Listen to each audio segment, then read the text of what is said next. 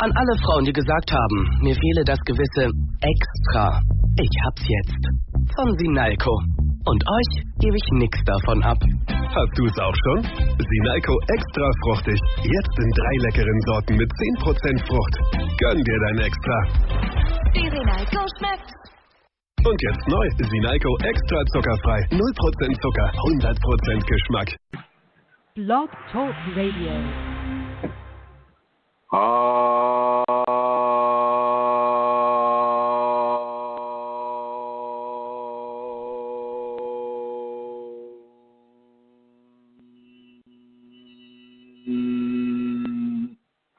Hello, everyone. This is Chrism, and I'd like to welcome you to this program about your Kundalini awakening experiences.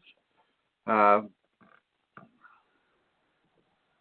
co-host is having a little bit of a problem coming into the studio.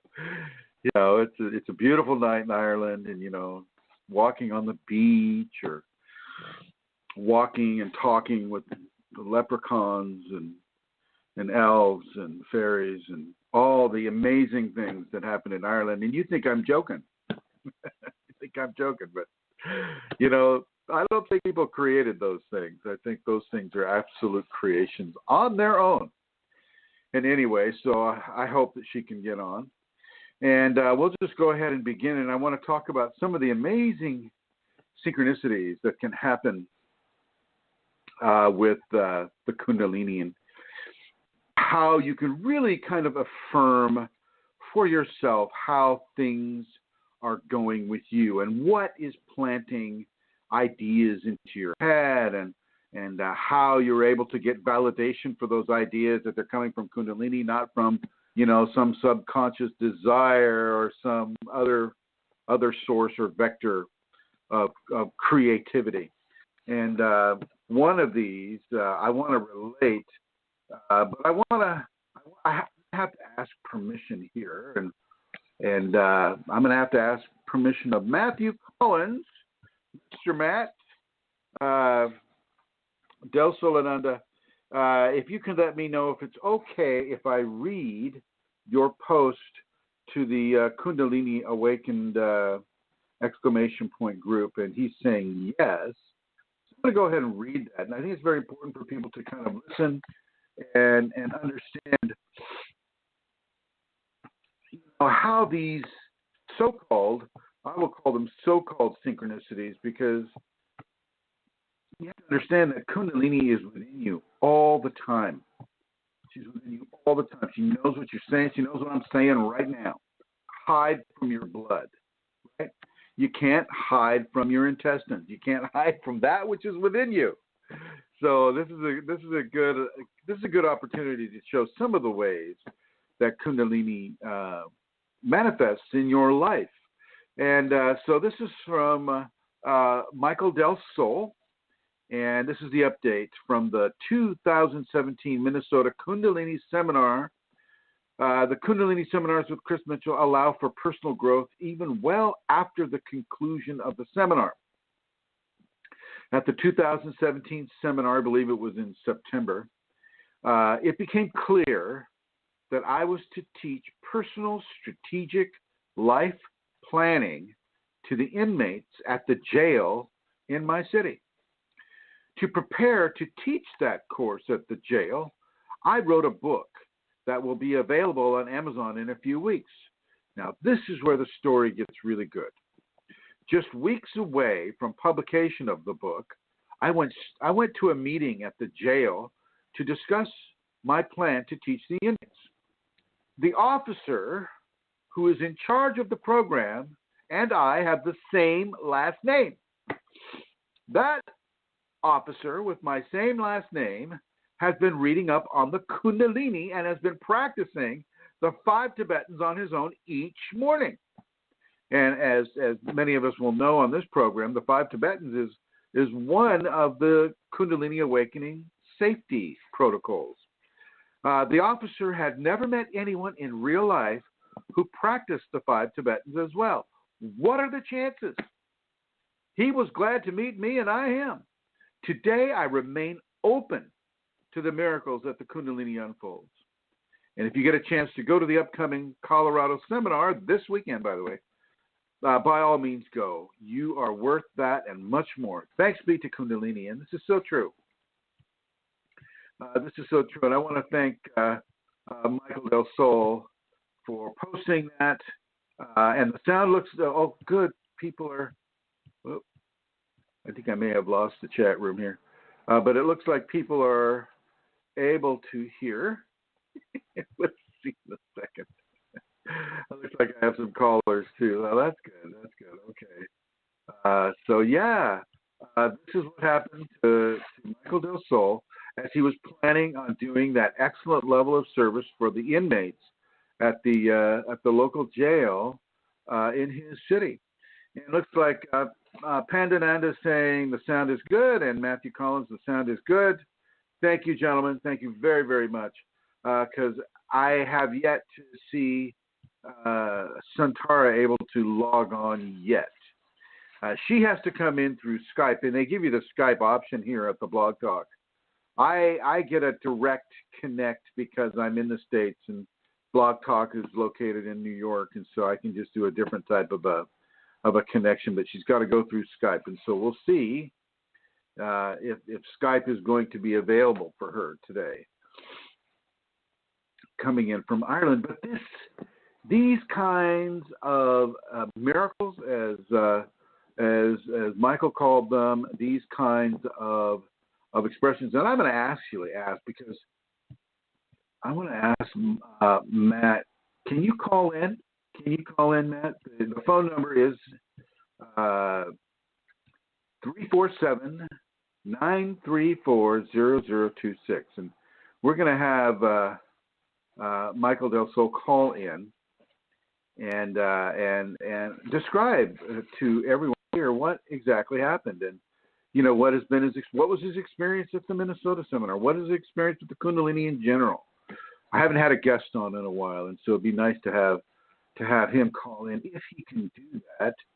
And it looks like he is going to be doing that. So, ladies and gentlemen, here is Mr. Matt, a.k.a. Michael Del Sol. And hello? Hello, Chrism. What do I call you? Oh, there are many names. All of them good. All of them good. Yes. Yes. Oh, goodness. Well, what happened was that in Minnesota, Chrism was teaching about service and the relationship of the performance of service with the correlation with the Kundalini within the body, and the service is correlated with it. That was my understanding of the lesson, is that we were talking about how service can help with Kundalini activation and that type of thing. So we decided, many of us, that we were going to do service projects in our communities when we returned home from the seminar. I decided I wanted to teach strategic planning within the jail to the inmates, and that just really landed on me at the seminar. It just hit me. I was not able to let go of it. Yes. Let me stop you there. What is your background? What is your background? My background is in law enforcement. I was in the military before then, and then I earned a bachelor's, a master's, and a PhD at Virginia Tech after the military.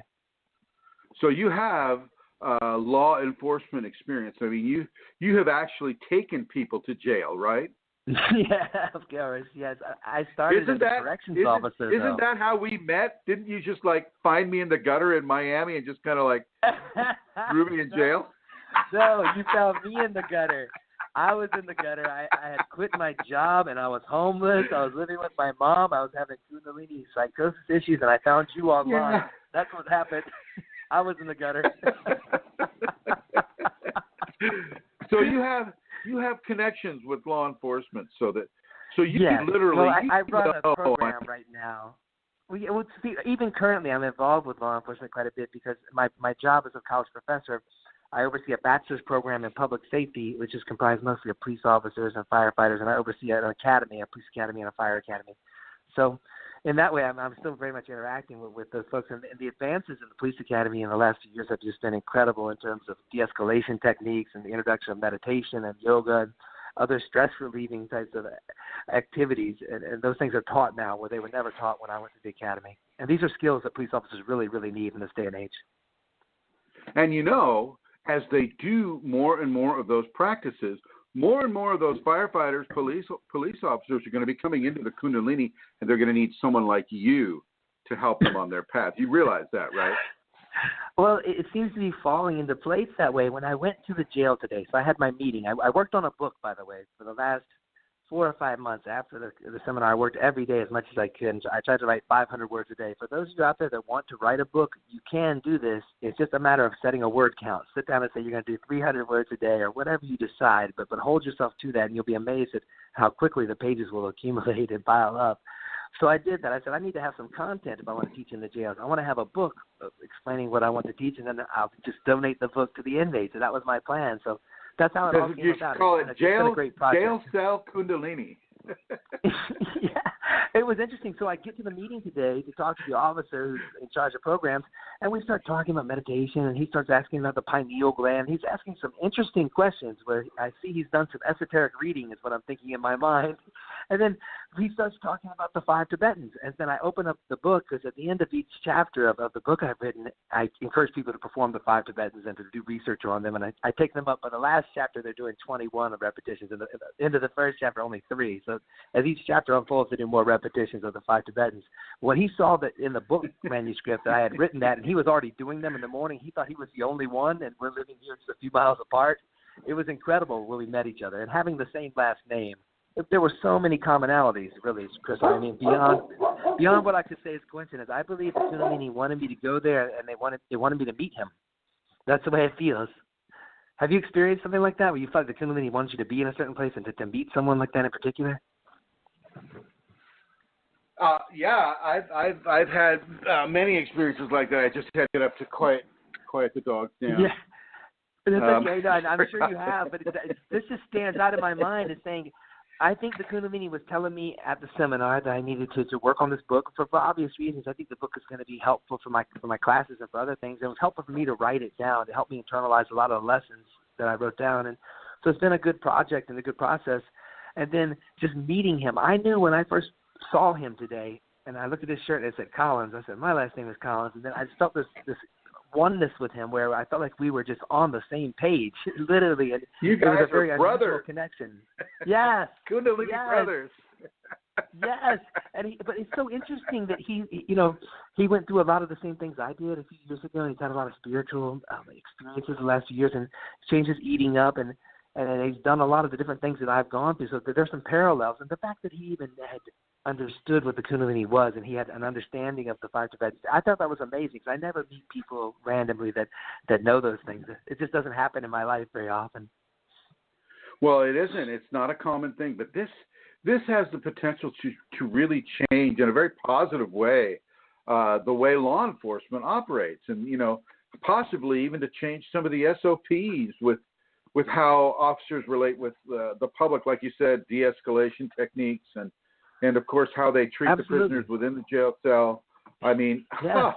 This has some very, very excellent potential for positive changes to be given into the world. I want to just say congratulations to you, Mr. Collins, for putting this out there. Though I mean, yeah, you had to get up in the morning that day. You had to fly to Minnesota. You had to sit through, that seminar with people looking at other people and going, "Oh, you have a wolf over your shoulder," and "Oh, there's."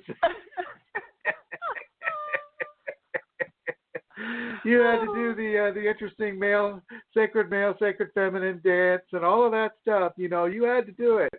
You had to do it. So I give you full credit. I'm going to Germany. I've signed up for round 2, Chrism. Round 2. Oh my God. Well, I want to welcome Santara into the conversation. She finally was able to get through. And hi, Santara. Oh, hi, Chrism. Hi. I want to welcome Santara in. I had to turn you off Facebook. Can you hear me? I can hear you. Oh, my God. Okay. Okay. My good to hear your voice. Is there a big echo for you, Mr. Collins?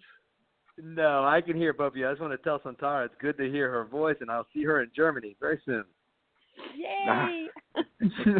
I'm so looking forward to it. It's going to be amazing. I can't wait to walk through the streets of Germany with Chrism and Santara and just have the experience of being around both of you out there. It's really such a wonderful environment. I mean, the way it went last time in Germany was amazing. Yeah, definitely. And like you say, walking around with other Kundalini people, it's a beautiful experience. Really, it is. It's just fun. It's the most enjoyable thing. It really is. I live between seminars now. I did a lot between this last seminar, but my goal is to go to a couple of seminars a year to set new projects. And once I go to a seminar, it seems like everything takes off from there. It's a point to drive forward and a milestone each year to look forward to. So I've really enjoyed this year. It's been a wonderful year of growth, and I've enjoyed being with both of you and doing the things that we do.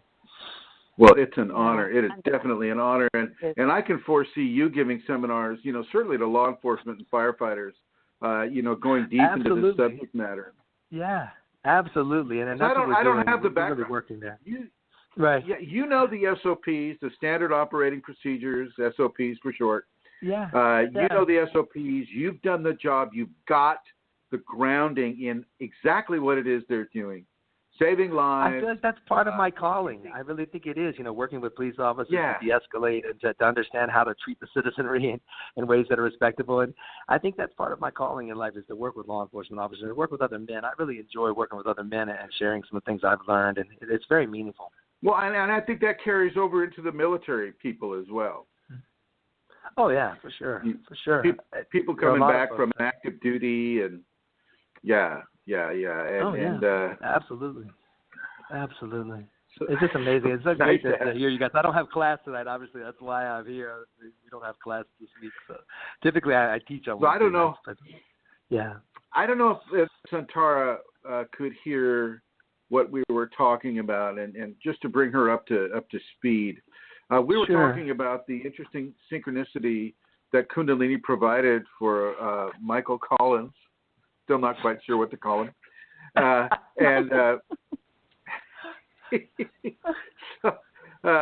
the only reason we, ladies and gentlemen, people have professional lives. And, Del Solananda has a professional life as, and he's working with public institutions and Mr. Collins is working with law enforcement and public government supported agencies. And if you get some malignant person going, oh my God, he was on this radio show and he was talking about Kundalini, and they worship the snake and they have sex with everybody, It's so true, though. You really have to limit your social media footprint in my area. And keep in mind, I teach online at a lot of universities, too. So, at any time, I have 300 or 400 students that I'm teaching online across the board at various universities. And a lot of those folks, they want to look you up. They want to become friends. So I try to limit the social media footprint quite a bit. And then Michael Del Sol, the reason I like that name is just because that's what came to me in the beginning back in 2011. I kept feeling that name and thinking Del Sol and just wanting to be that. So it took on significance early on for some reason. It left an imprint. Is that your nom de guerre for the author as well, or are you using a different name? Not you, Matthew Collins, for the book, but that's the first name that I told you back in 2012 when we first met, because you were calling me that on one of the videos that we made at the beach. So it's been with me since the very beginning, and it's just a name that I'm very fond of. A Michael of the Sun, I like it. And same with Santara's name. I like saying it. I like thinking it. Those names they're very Kundalini to me. Santara's name was very special too. That came through very interestingly. It has to do with Ireland as well. The Tara aspect of it has to do with Ireland. Yeah. Can you tell us a little bit more about that, your name, and what it actually means within the ancient Irish language? Oh, me? Santara? Yes, of course I can. Yeah, sure. There's a few reasons for the name.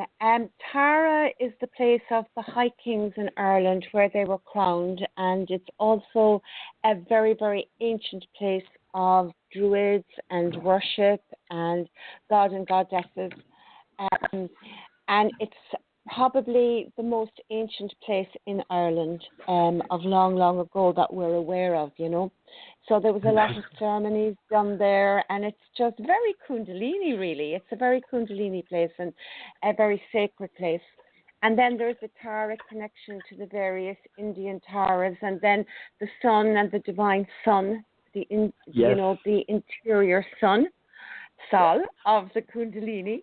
And there was a few other reasons for it as well. But the Tara connection, people sometimes think that that's the Indian. A lot of Indian people think I'm Indian because of that, but it's actually the connection as well, very much possibly, first of all, to Ireland and ancient Ireland.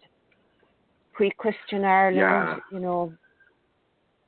Yeah, it came together quite nicely, I thought. It's an awesome name. And so is Michael Del Sol as well. And I remember that. I remember, you know, Del Sol, of the sun. And that, you know, even from a Christian context, you know, that's of the Son. That would be of the Son of God, or as the Christian people think, of the Son of God, which is Jesus. So of the Son. So of the fire of Christ, you know. And so that fits a little easier, I think, into the South. And that's another thing. It's another lovely aspect that I enjoy as well. It's really nice, you know, isn't it, Michael? Yes, it's beautiful. It's really nice. It is beautiful. I love it.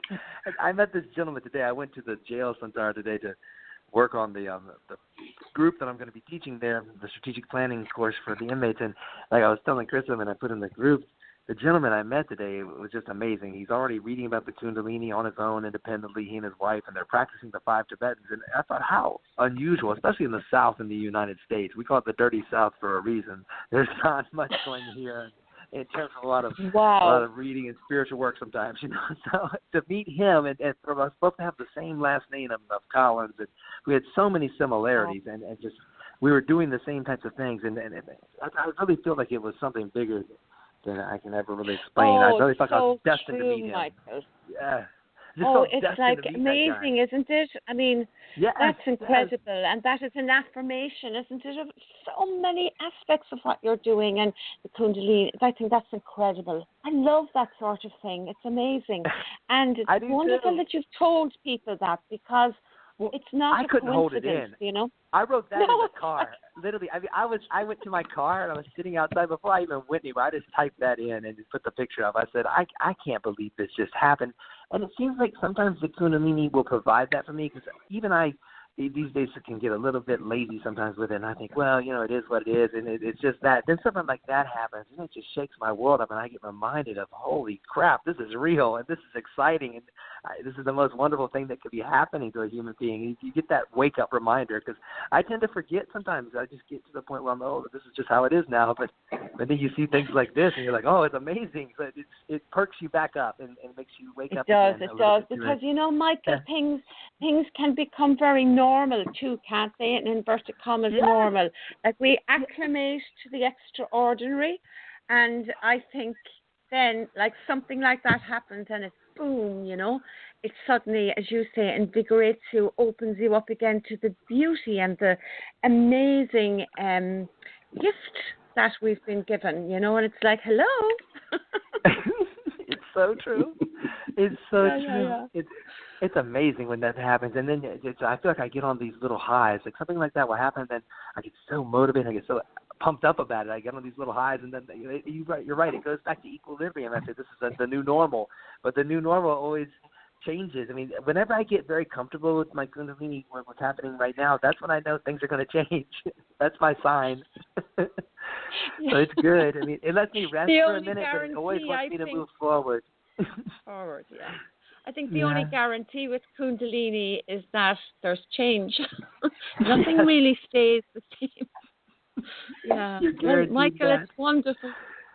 Yes, it's been a good day today. I'm just really enjoying it. I just feel so happy to talk to you guys. I'm thinking about our Germany trip, and it's just going to be so much fun being there and being around everyone and hearing the words of Chrism while we're there. It's such a beautiful place. Exactly. I'm looking forward to it as well, very, very much. And it'd be lovely to meet you again, Michael. I've been looking at pictures of it. Yes, I'm looking at pictures online of it. Each night on Google, I'm looking at Google Maps and just saying, how far is this? Where is this? It's exciting to think about. Cool. Great. All right. Okay, is Chrism left? Are the dogs okay, Chrism? Chrism! Michael, this is where I start saying, I think Chrism has gone to the bathroom. My revenge. Okay. No worries. I'm just here.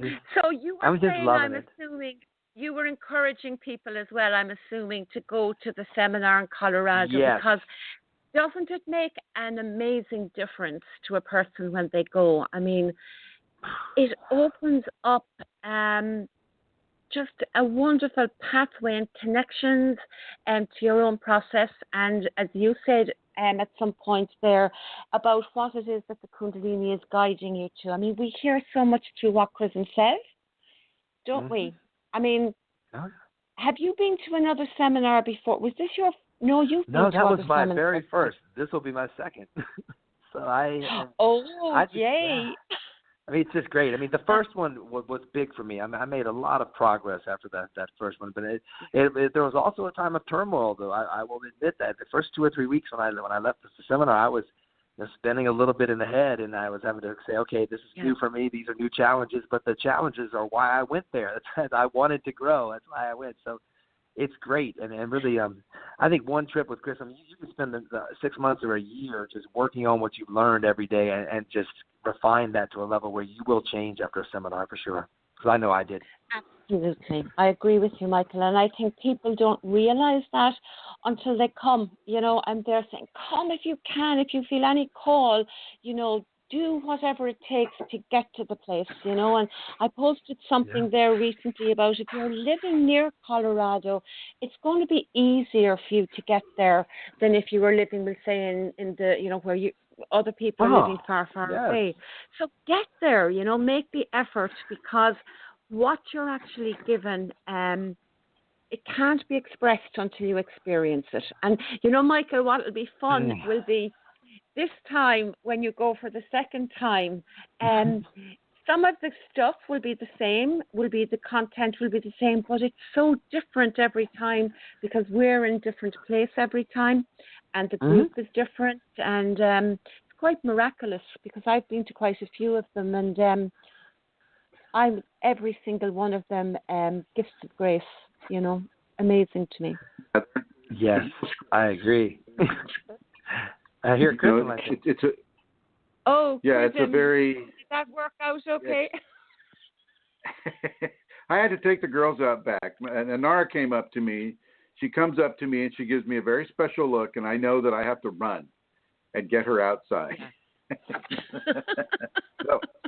so I muted myself and I ran back and let them out back. So I'll have to do that again to let them back in. For the tap dancing. Yes, thanks both. I could hear you. I could hear everything that was being said. So good. So good.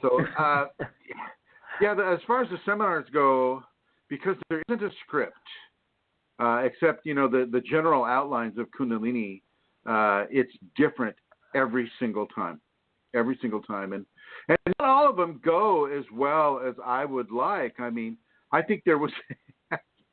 I think, Amelia, you came to one here in Santa Rosa that was just very strange.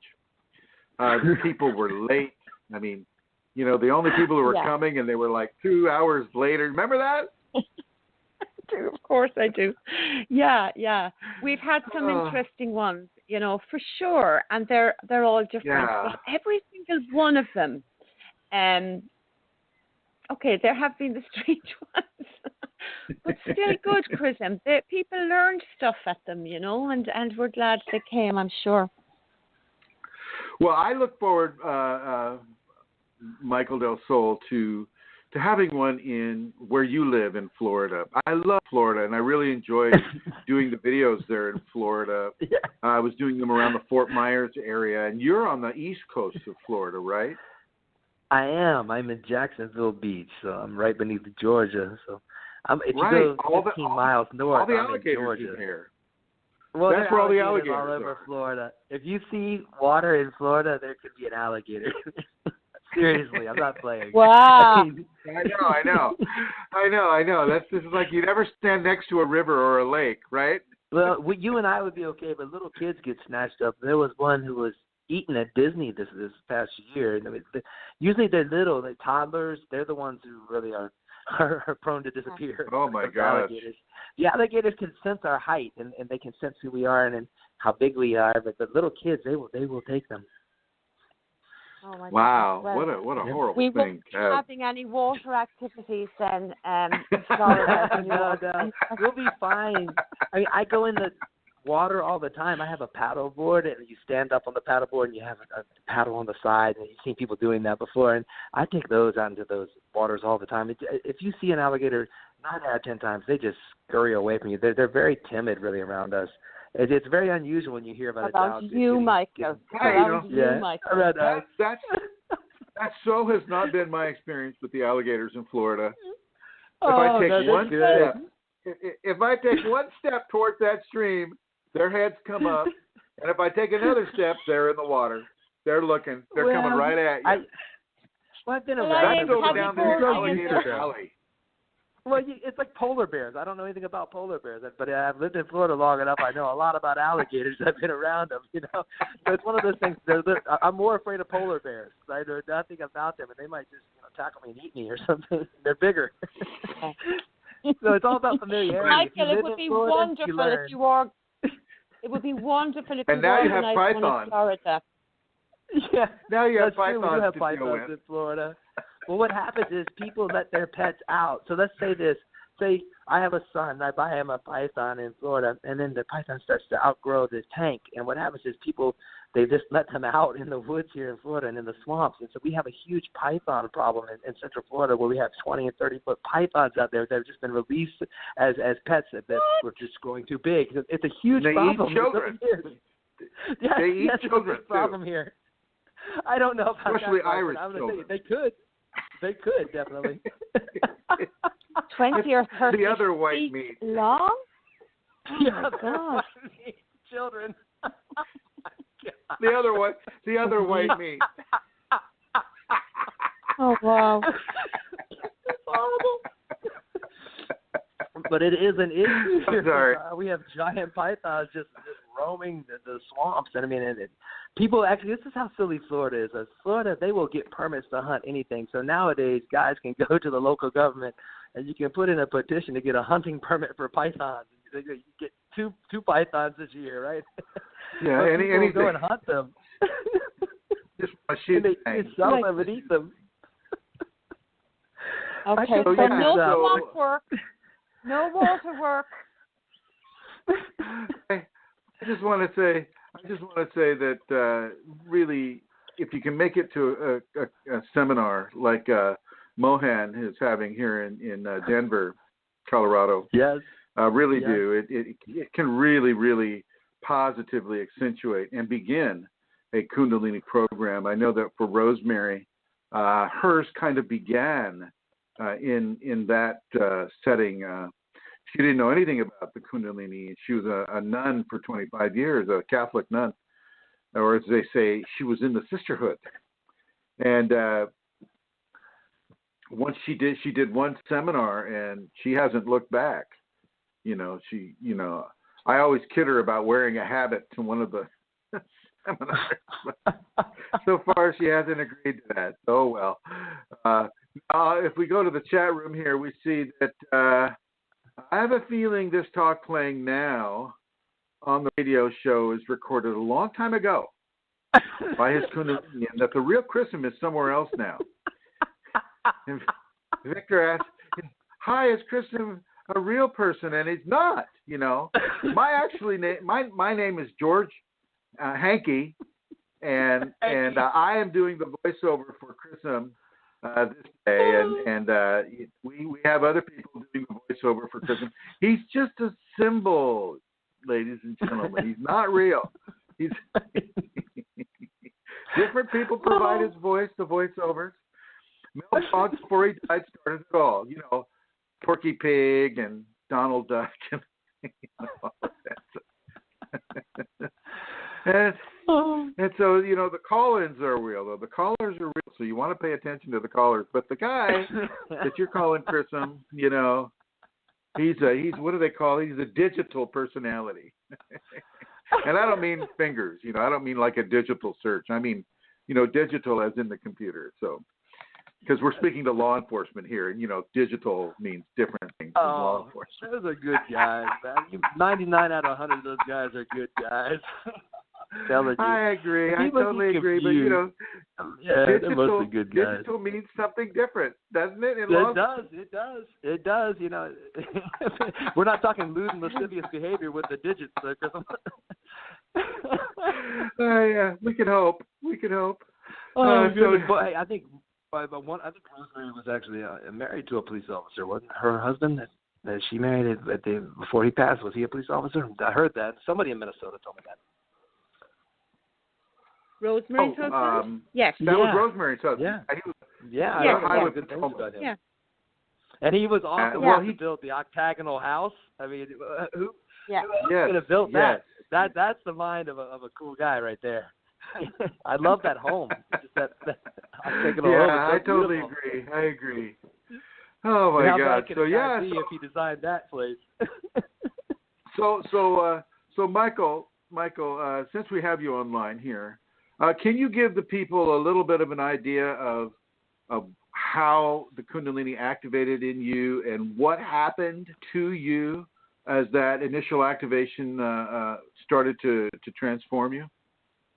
Yeah, I'll give the short version. I was in my 20s, and I was having a lot of energy in my feet. I remember being in my young 20s, and I was in the military, and I was not feeling well some of the time. I was having a lot of what I call beehive energy in my feet. It feels like a beehive on the bottom of each foot and surrounding the ankle. So this was like 5 years ago, right? Five years ago. Originally in my 20s. So originally this was in 1994 when this first started. So what happened was I'm in the military. I'm doing these other things, and I'm having these experiences. I'm feeling this energy in my body, and I'm having to run at night. And I remember thinking I need to move the energy in my body. So I went, to the doctors, and I said, "Listen, I'm feeling this, and I don't feel well." I'm yelling at my wife. I put a hole in the wall of my fist. These things that are happening. I'm having rage. I'm feeling out of my mind.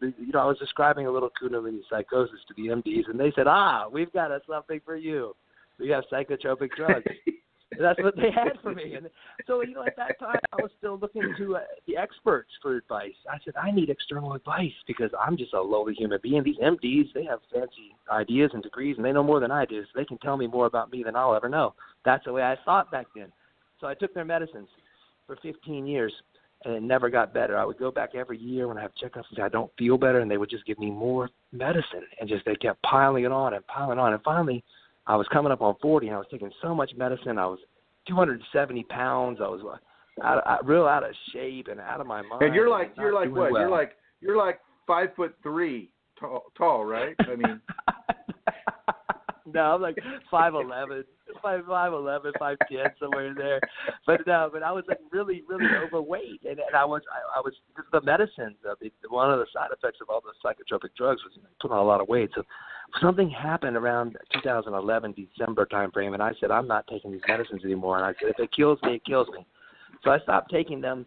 And then shortly thereafter, within a few weeks, I was experiencing Krias. But at the time, I thought they were seizures from the medicine's withdrawal. But I'm convinced now they were Krias. And I had about a year and a half or 2 years where I lived with my mom. And during that time, my story in my head, the narrative was I am coming off these medicines, and I'm having to repair my body and my brain. I didn't really even think about Kundalini for the first year, but I had that same energy in my feet. It started coming up my legs. And by the time it made it into my low legs and my low back, I started getting huge golf ball-sized knots in my back and all the way up. And then wherever the energy was, I'd have these huge knots. And I remember just laying on the floor on a golf ball and trying to roll that golf ball into my back and just tried to just get these knots to just dissipate and go away a little bit.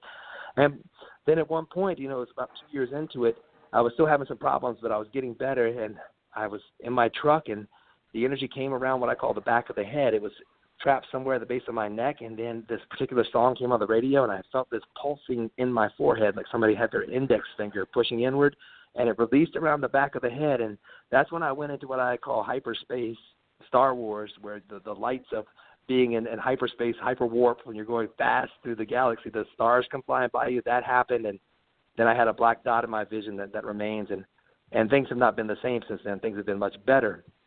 But the first 2 years while I was living at my mom's house, I can talk about the excruciating pain all day. I mean, it was very physically painful to deal with the knots and the energetic movement upward. But after it got around the back of the head, things have improved significantly, and I feel very, very good today. I feel like I'm of service to other people, and I feel happy most all the time today. But there were some trials and tribulations leading up here, and then I still go through challenges, but nothing like the first 2.5 years. I mean, the first 2.5 years, I think it could have gone either way. Like, I could have died or I could still be here, but it was like a flip of a coin, really. There are a lot of things that happened, and I'm just incredibly grateful to be here today. That's the short story.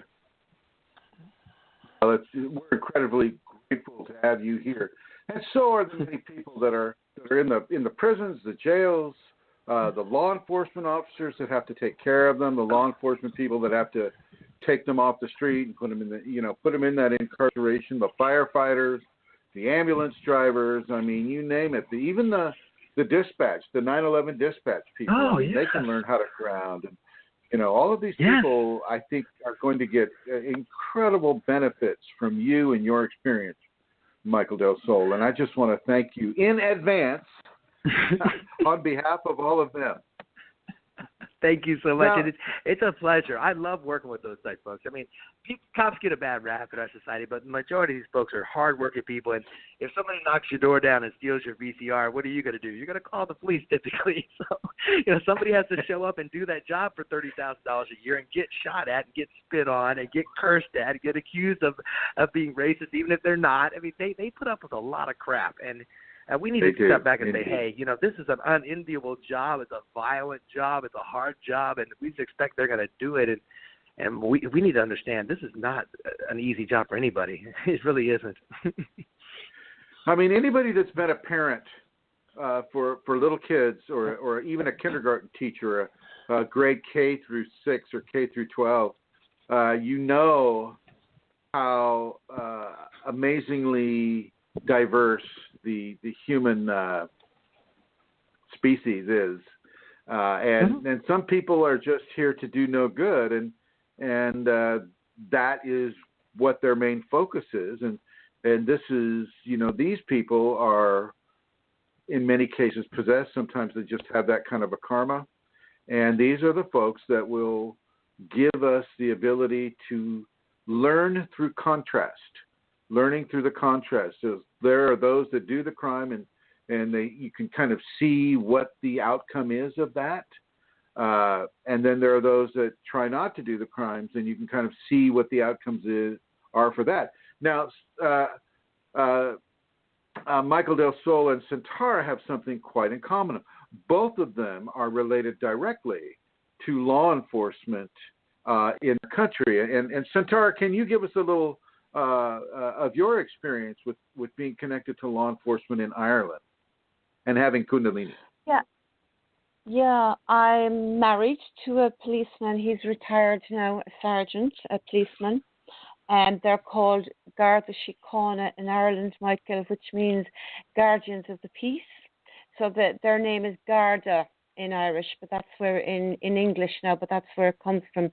And so John worked for 30 years as a policeman and worked really hard, and he was one of the good guys, and I totally agree with you that, they can have they get bad press, and sometimes deserved, but more of them are good guys, an awful lot more of them. There's only a very small percentage or not. And I also, so John is retired now, and my son is an active policeman, an active Garda, and he's, I suppose, 10 years a guard now. And so it's really, I was thinking as you were talking about your book, I would be interested, in that from the perspective of my son as well. It would be interesting, Michael, to read it, to have. Well, sure. I'm going to give you a copy as soon as I get the first order. I'm going to send it over to you. I think you'll like it. And it's very practical, but I have the Tibetans at the end of each chapter. I have the folks who haven't done that before. They start with 3, and then at the end of the second chapter, they go to 5. But the last chapter of the book. They're doing 21. So I think it's good to introduce that topic. And there's a lot of things we picked up along the way. But my thought is that police officers are doing the Tibetans and they're doing a seated meditation. They're really centering before they go on shift that there are going to be different outcomes when they interact with citizens. I know that to be true. And I say that a lot, and I get a lot of raised eyebrows when people look at me askance and then look at me sideways. But more and more people are starting to listen to this now than ever. And I think it's going to make a big difference. And this is where we need to take law enforcement in my mind. And someone like your husband, John, and that's so awesome. We did 30 years. And I look back at my time, and I had the most fun when I was a police officer. I really enjoyed working that job and working with the other gentlemen and having fun. There's a lot of camaraderie you just don't get in other types of jobs. There's a lot of joking around and that tomfoolery that's fun. But that's exciting. He did 30 years. It's just incredible. And I didn't know that about him, by the way, and I didn't know that about your son, that he was involved as well. So it's tremendous. Yeah, really, really he is. good. He's involved as well. And it's a huge responsibility, you know. I mean, it's a huge responsibility because you're coming across people who are being challenged. You're not meeting people whose lives are going well typically. So, the police are coming across people who are going through horrendous times in their lives. And we all respond to that so differently. So many of us do. Yes, because I keep thinking, Santara, what about the notion of spiritual emergency? All the time we train police officers to look for bipolar disorder, and we train them to look for all these other things. So why don't we train them to say, hey, some people are just in a spiritual emergency right now? That type of thing. But I think as people evolve their ideas, I think that's brilliant because I've talked to my son about that, and I used to talk to John about it, and John used to listen. My son doesn't so much. He kind of rolls his eyes, you know. Yes. I was sort of thinking, you know, if I had a book by a guy like you know, who was part of the whole dynamic and knows what he's talking about from the perspective of the job, like what Chrism was saying earlier, that makes a huge difference, Michael. Probably, yeah. Yeah, I've done it. They can relate to me a little bit. Yeah, I think so. I think people can relate to that. They say, he's done the job, I've done the job, and that type of thing. So, I think so. That makes it work. And this is real, though. I mean, this is another story, Santara, I'll tell you about that I heard about here in Florida about 3 or 4 months ago now. It was sometime this last year, there was a report, and this has been authenticated, meaning that this is real. This is not scuttlebutt. It's not misinformation from the internet. I mean, this is legit. So these several police officers showed up here in Florida to a woman's house, and she was accused of child neglect or child abuse because the children were having bruises on them. So the police officers showed up, and they actually wrote this report. I mean, the 2 guys signed their names on this report and turned this into their sergeant, meaning they witnessed this. They saw all types of activity in the home that was not of this world, and that literally just happened this year. And to see a police report where they're describing those types of things happening, where the children are being lifted up the walls and things like that, I mean, it's astounding to me because I know those guys wouldn't sign their name to it unless they really witnessed that. So in my mind, I think sometimes those things do happen, and oftentimes how many police officers run into situations where they're dealing with spiritual forces they don't understand. I mean, some understanding of that would be helpful, I think, wouldn't it? Oh, absolutely. Absolutely. And great respect due to those 2 men who were prepared to, you know, be ridiculed as well, Michael, because people are so skeptical and non-believing of the strange things that can occur, you know. So that was great. Yeah. Well, with those 2 guys, right, you know, they witnessed this child be lifted up the wall and turned upside down. It's something out of a horror film from the 70s. And when they're writing that in a police report, and I believe those guys witnessed that. I don't think 2 young police officers would sign their name to something like that if it was just nonsense.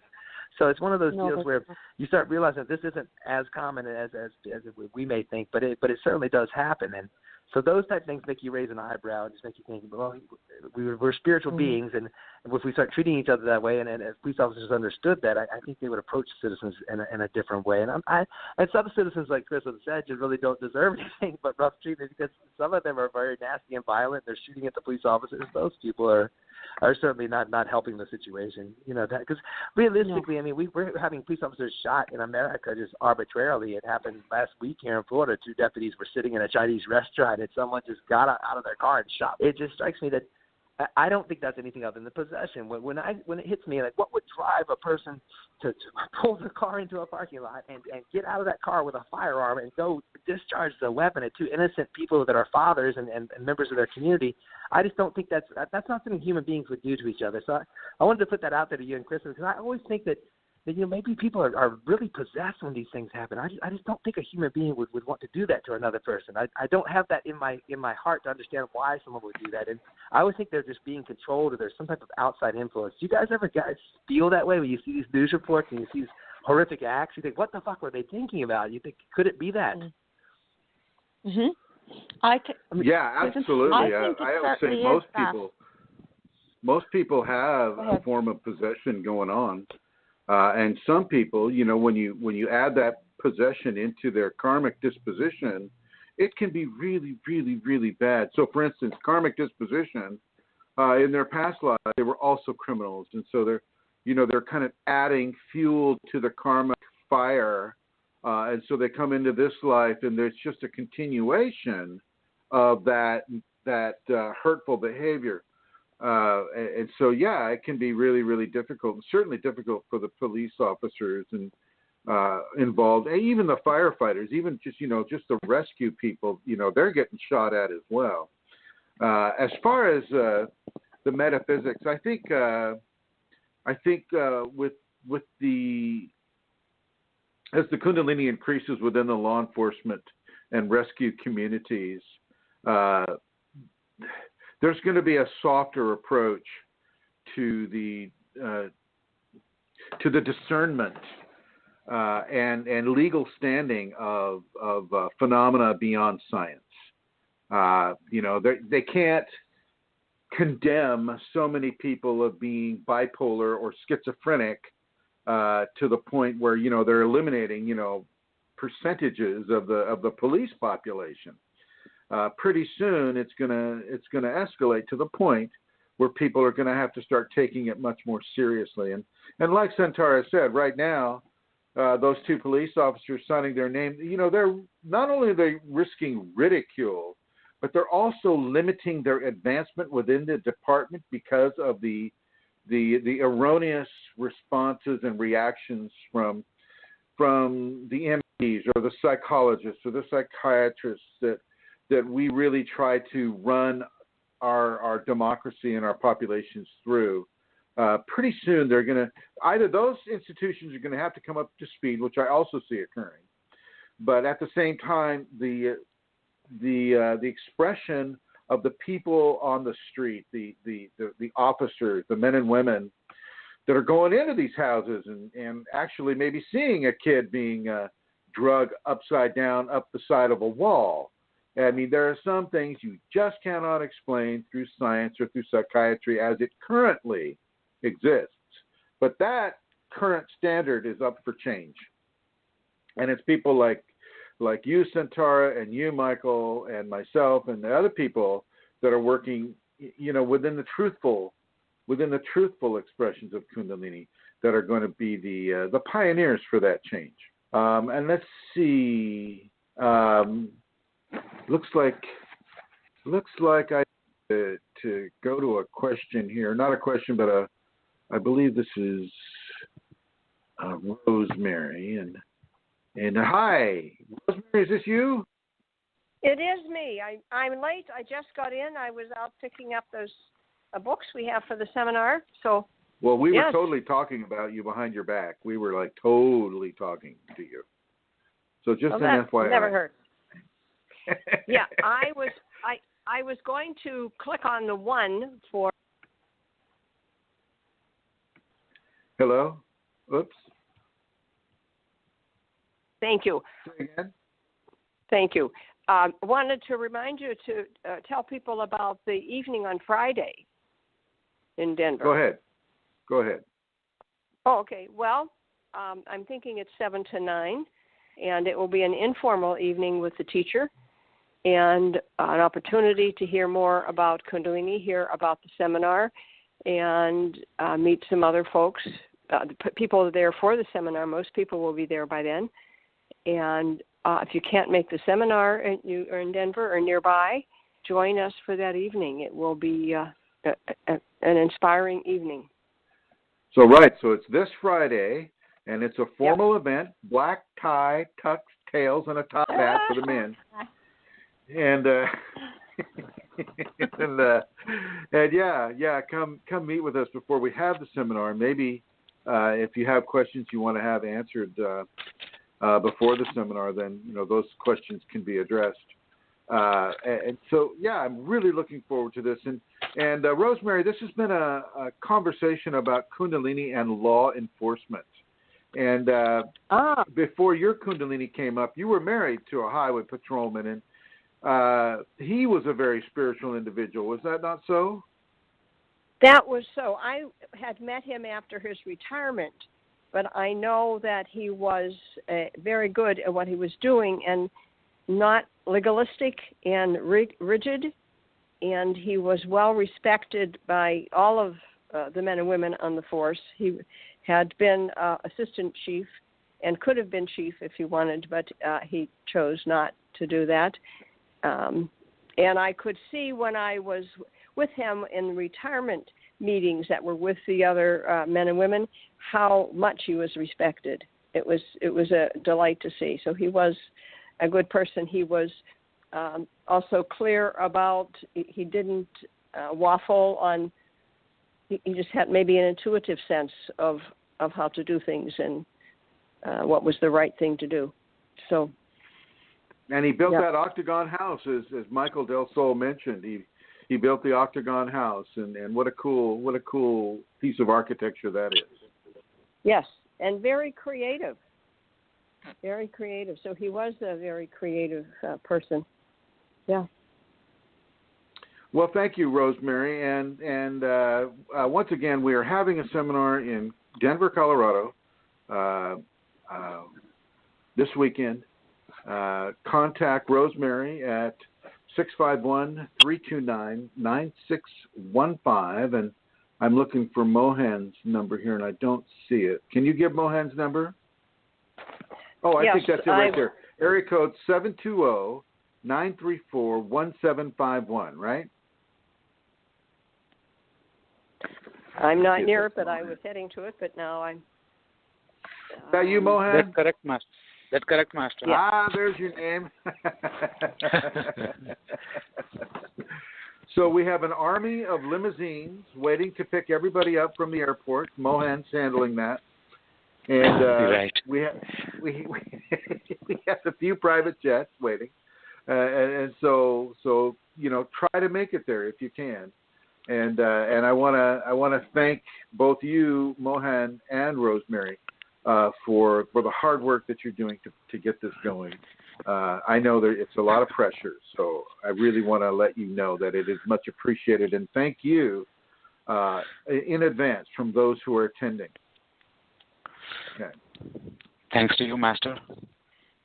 And we give, of course, all thanks go to the Kundalini, of course.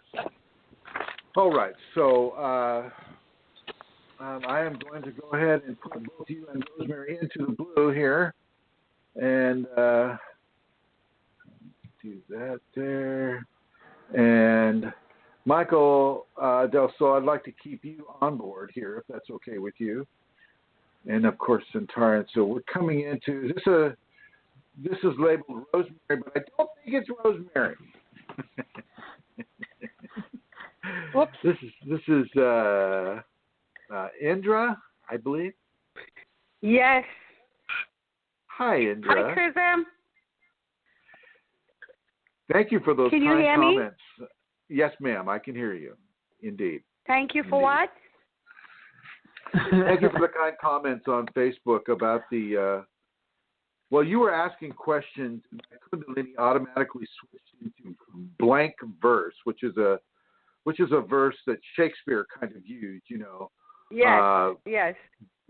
And started laying out huge levels of information to you, but also to other people reading it. It never seems to be about one person with the Kundalini. It seems to be about anybody who is reading this needs to read it, needs to take it in, needs to incorporate it. And And I'm going to read some of that right now. I'm going to read some of that blank verse. And there are certain ways to read these things that give better levels of understanding with it. And I'll just give you the way that I read it sometimes. And it's not always the same way, not always the same time. Let's see. There it is. Okay, so here we go. Here we go. This is called the Inner Merlin. And here we go. How hast thou not understood thine inner educations from such beauteous harmony of actualized heavenly encrusted flesh? Canst thou not feel it, thine responsive gait towards redemption of thine initial soul prospectus?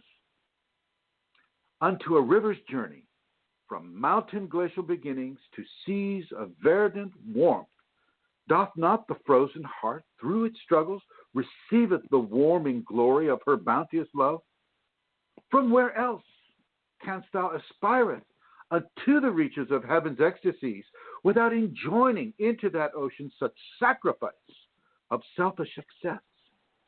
Canst thou not hear the heavenly symphony of joyful, the cicada-filled night, as such natural voices of grace doth extrude it from thee into the wondrous vapors of radiant joy? Where within we give it our truthful destiny, such lies our divinity unscathed in its magnificence. Thou art that unborn bloom opening into that inner sun. That's what she gave. Okay. Wow, beautiful. That's only one way of reading it. And I was kind of joking about it at first. You're the one that started it off. See? She had me go back. She asked me go back again and again, making little corrections on the blank verse there. You know, instead of thine, it's got to be thy, and, you know, blah, blah, blah. You know, it's like, oh, my God. Yeah. So we got it anyways. Yes, indeed. And thank you for that. You're welcome. You're welcome. What question do you have, Indra?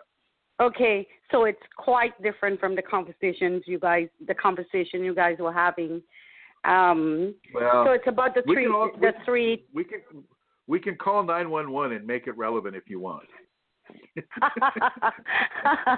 No, that's fine. Crazy Kundalini woman in Toronto. She has a gun. Yes. She's naked in her front yard, Chrism. With a gun. The backyard. She's naked in her front yard with a gun saying, "Don't look at me. Don't look at me or I'll shoot you."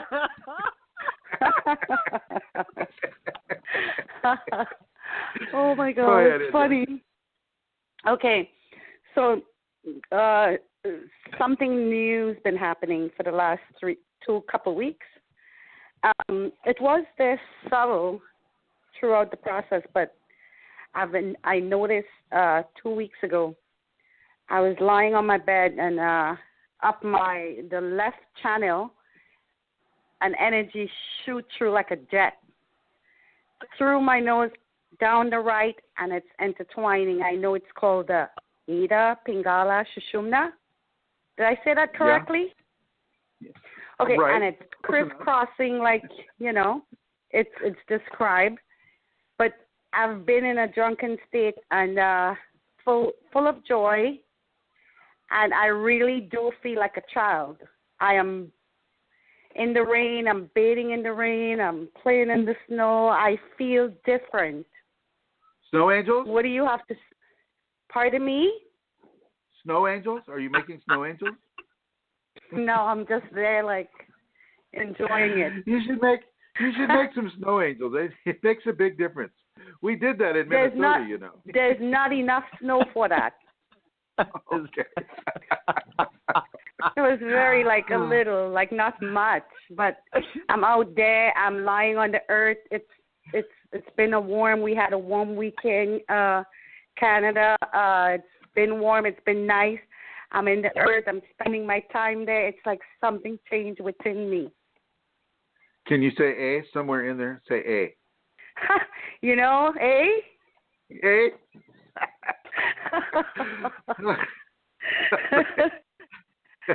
I think that's that's a strong progression, eh? That's a strong progression for Kundalini.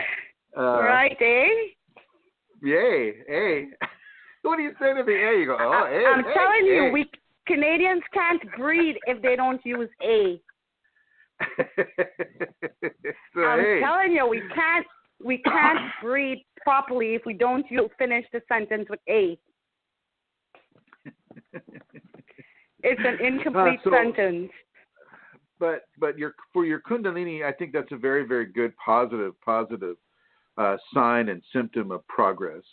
And don't try to control the drunkenness is my suggestion to you. However, if you are in a public venue like shopping or surrounded by people in a restaurant, things like that, you either may want to stay away from doing those activities or ask your Kundalini to tone it down while you are there doing those activities. Because some of us have to shop. Some of us, in this current day and age, we got to go to the store to get the food to put on the table. And so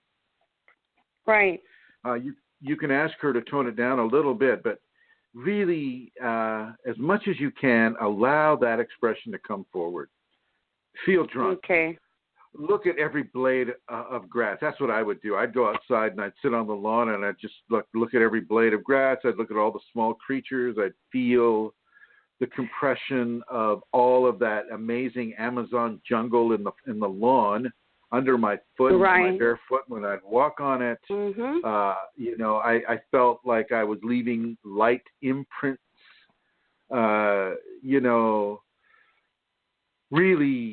Really get into it. Really invest yourself into it, and don't. I really got into it. That's all I'm doing. Good. Like I do go shopping, but I'm home like in no time, and I'm coming back to it. Excellent. Like today I've been, in the park out back for like at least 3-4 times. It's really easy. It's really easy. I had one student who, in the middle of his university, he climbed up a tree and wouldn't come down for days. He just wouldn't come down. That's what it feels like, actually. Exactly. This guy had the Krishna smile going, 100-watt smile. And you could see the beauteous radiance around him and how he was filled with grace, filled with divinity. And everybody around him down at the base of the tree was going, no, you come on down. And they brought his mom and dad in. Come on down, son. Wow. They brought the law enforcement in. Come on down, son. It's okay. 0091. Yeah, we got some guy in a tree. Yeah, he's where? Yeah. In a tree. Well, that's exactly what it feels like, honestly. What's he doing in the tree? We not quite sure. I'm hanging out. So the thing is, though, is what I'm saying is, I don't want you to go that far with it. Don't endanger your freedom. Yes. He went straight from the tree to the psych ward. Straight from the tree to the psych ward. And he didn't have anything but a very, very strong expression of Kundalini. That is what he had. He was not sick. He was not ill. He had a very strong awakening at that moment. And it's still with him to this day. He's moved away from that country. He's moved to a couple other countries between then. Now he's in a different country, and he is, he's kind of a genius. He's brilliant at some of this computer work that he's doing. And I've met him in person, and he's a very, very, very kind, loving soul. I mean, so kind that while he was in the drunken state with the Kundalini, he gave away his brand new car to a homeless person. Wow. Yeah. Wow. Like $25,000 car to a homeless person. What's that, eh? Wow. What? So. I said I gave away money. Well, yeah, but don't give away your car unless, you really feel compelled to. No, I need my car. The drunken state is a very positive state to be in. So really, really surrender to that. Let that just take you over. Right. It's very important. It's very important to understand that. It is the actual consciousness of Kundalini. How do I say it? It's mixing into the characteristics of the personality of the individual, taking over the psychology of the ego.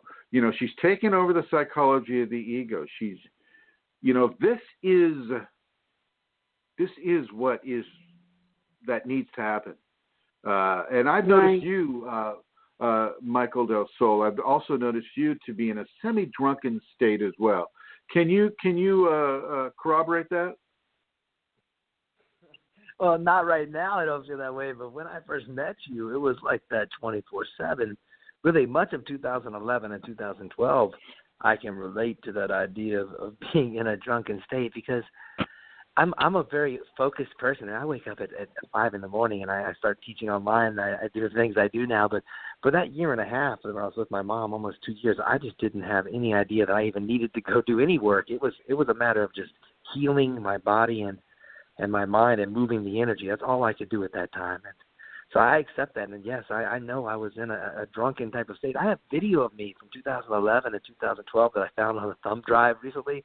I'm looking at the video, and I was showing it to some other folks here, and they said, "Man, you look like you were wasted." I said, "No, I wasn't wasted at all. I mean, that's just how I was walking around. I mean, I had that look, that glassy eyes, like I'm drunk look, but I wasn't drinking, and I wasn't smoking marijuana, and I wasn't doing anything of the sort. I was basically just living off no food and running all night. But I looked really drunk in those videos. You should admit it, Michael. Type of drunken look. Michael, you were hunting pythons. I know you were. Deer. I was chasing deer. But I would have hunted a python. At that time, I mean, I just did things that were so different. I was just so obsessed with climbing in the beginning. I just loved climbing anything, trees, have houses, buildings, that type of thing. But yeah, drunken stupor, that was me really. When I look at those videos, I mean, it looks clear that if I saw the video today, I would think, man, I was drinking, but I know I wasn't. But I can relate to that. What causes that, Chris? I mean, what do you think the impetus is behind that? Why do we look drunk when we're going through it? Yeah, it's that merge. It's that merging of the psychology. She's taking over your emotional control. She's taken over your psychological control. She's taken over the mental control. She's really inserting herself in a very controlling way into the 5 bodies of the human expression, and you begin, and it's a way of acclimating yourself, or it's like a way of forcible acclimation that allows you to express more of your natural qualities. You got to remember that Kundalini is a natural quality. It's a natural development for people to have.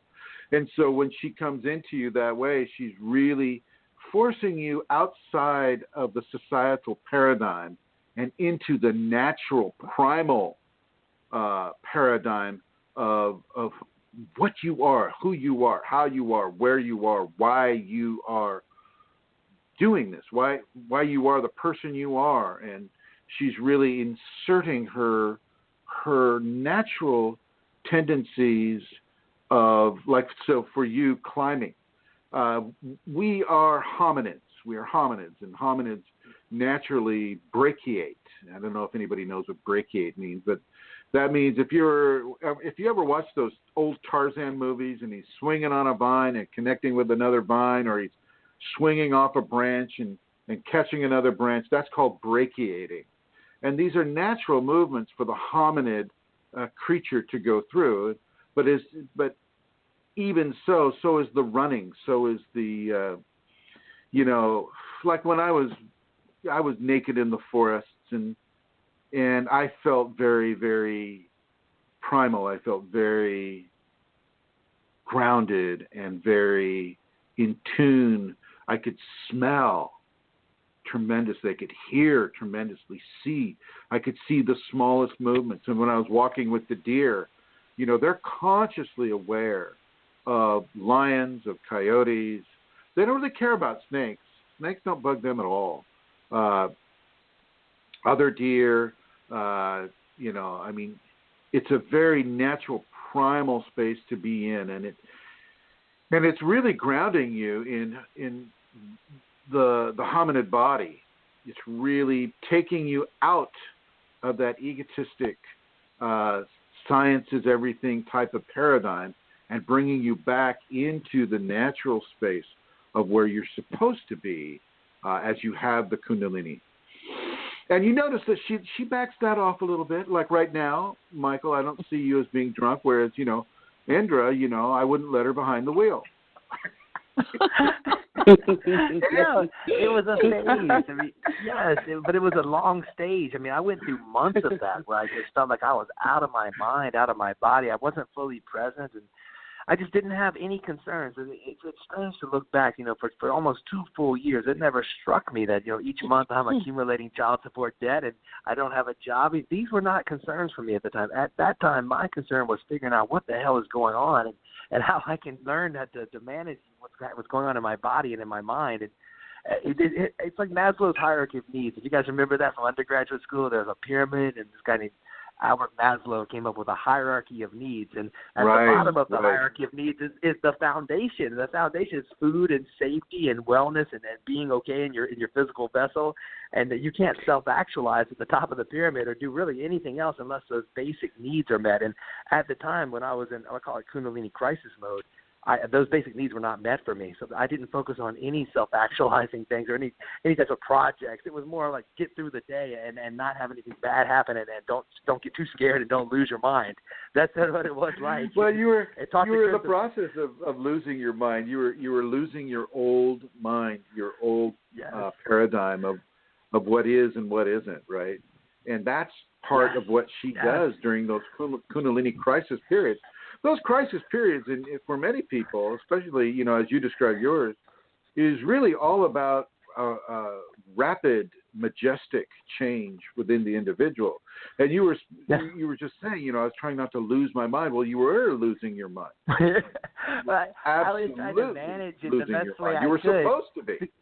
Well, I had a different experience. I remember the trees reading books to me and did different things happening. I wasn't fully in the vessel the way I am now. It was different. I mean, I feel like I was not fully in my vessel. I say that, and I don't have any real proof where I can show that I wasn't fully in my vessel, but I just look back at my memories and what my mom told me and then the video I have, and I think to myself, I wasn't fully present the way I am now. And I remember it was about the end of the second year, I really came back into my body, and I started saying, okay, I'm kind of back now. But there was a time where I think my body was healing.